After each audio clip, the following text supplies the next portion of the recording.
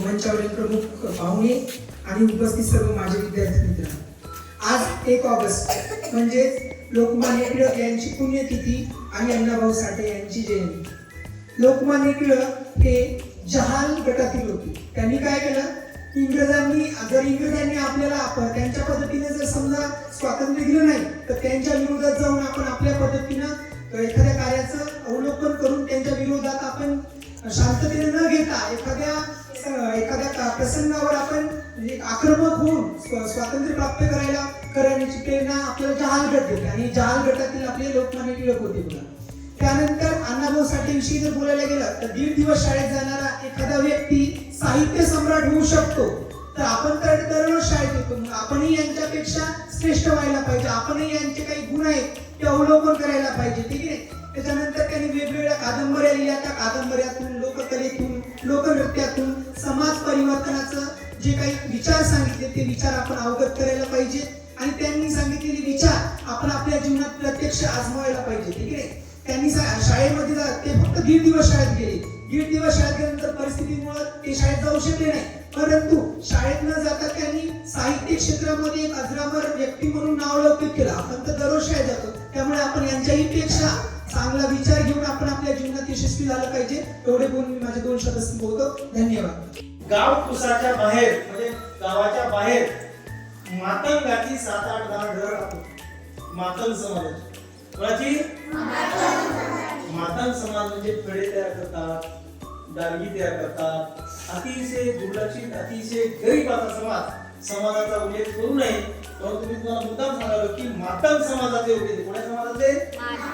म्हणजे मातंग समाज म्हणजे जे अतिशय दुर्लक्षित, ज्यांची घर सुद्धा गावाच्या बाहेर राहायची, गावकुसाच्या बाहेर निवडणुकाची झाडी, त्या झाडीमध्ये 7-8-10 मातंग समाजाची घर आणि त्या घरात 7-8-10 घरापैकी एक घर होतं भाऊ शिबोजी साठे यांचं। त्या घरामध्ये भाऊ शिबोजी साठे आणि त्यांची पत्नी वालुबाई हे राहत होते। वालुबाई काय नाव होतं? काय सांगितलं तुला? काय होतं ते आईचं नाव? वालुबाई नाही,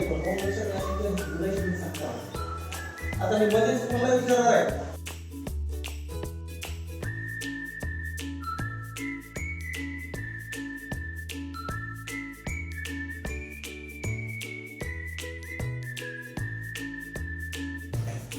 आणि दुसरे जे होते ते लोकमान्य टिळक, की ज्यांनी लोकांमध्ये राष्ट्रभावना, राष्ट्रभक्ती या ठिकाणी जागृत केली। लोकमान्य यांच्याविषयी जर बोलायचं झालं तर आता आपण जे काही सण साजरे करतो त्यातली शिवजयंती आणि गणेश जयंती ही पूर्ण जगभरामध्ये शिवजयंतीचा जो बोलबाला होतो, ते नावलौकिक होतं, शिवरायांची महती ही फक्त आणि कोणामुळे झाली तर लोकमान्य टिळकांमुळे। असं कार्य त्यांनी या माध्यमातून, शिवजयंतीच्या माध्यमातून, गणेश जयंतीच्या माध्यमातून लोकांना एकत्र आणण्याचा, लोकांना एकत्र ठेवण्याचा, सर्व जाती धर्माच्या लोकांना एकत्र करून ही जयंती साजरी करण्याचं काम या ठिकाणी लोकमान्य टिळकांनी केलं।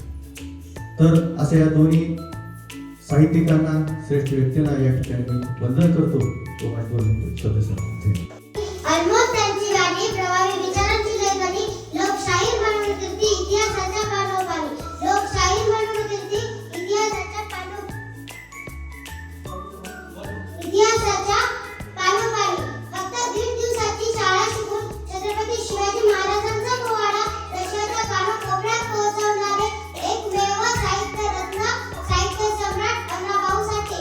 अशा या साहित्य रत्नास माझे त्रिवार वंदन।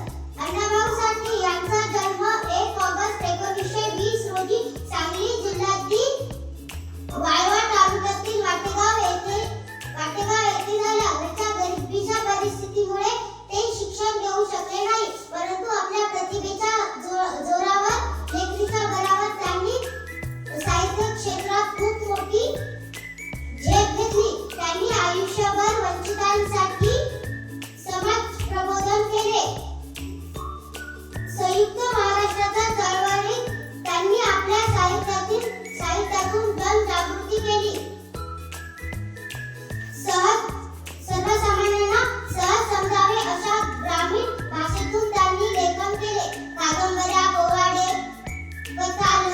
लोकनृत्य, लावणी अशा त्यांचे साहित्य आजही लोकांच्या मनावर राज्य करत आहे. त्यांची गाणी आजही गायली जातात.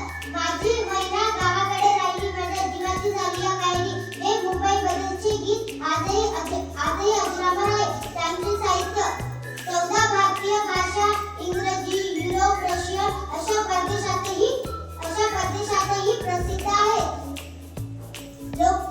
अण्णाभाऊ साठे यांचा मृत्यू 18 जुलै 1969 रोजी झाला, परंतु त्यांच्या साहित्यातून आजही ते आपल्यामध्येच आहेत. शेवटी एवढेच म्हणेल की लोककलेला दिला मिळवणी मान, लोककलेला दिला मिळवणी मान, लोकशाहीर म्हणून जगी सन्मान, लोकशाहीर म्हणून जगी सन्मान, प्रतिभेचे मिळाले तुम्हा वरदान, प्रतिभेचे मिळाले तुम्हा वरदान, लोकशाहीर कार्य तुमचे महान, लोकशाहीर कार्य तुमचे महान. धन्यवाद. आज अण्णाभाऊ साठे यांची जयंती आहे, तर मी तुम्हाला अण्णाभाऊ साठे यांच्या जीवनाबद्दल 2 शब्द सांगणार आहे. ते तुम्ही शांतचित्ताने ऐकावे ही माझी नम्र विनंती. त्यांचा जन्म 1 ऑगस्ट 1920 रोजी सांगली जिल्ह्यातील वाळवा तालुक्यातील वाटेगाव येथे झाला. त्यांचे पूर्ण नाव तुकाराम भाऊराव साठे असे होते. त्यांच्या आईचे नाव वालुबाई असे होते. त्यांना गरिबी व भेदभावामुळे शिक्षणच घेता आले नाही. न शिकताही त्यांनी फकीरा, वैजयंती, माकडाची चाळ अशा कादंबऱ्या लिहिल्या. थोर शाही बनले. त्यांच्या लेखनात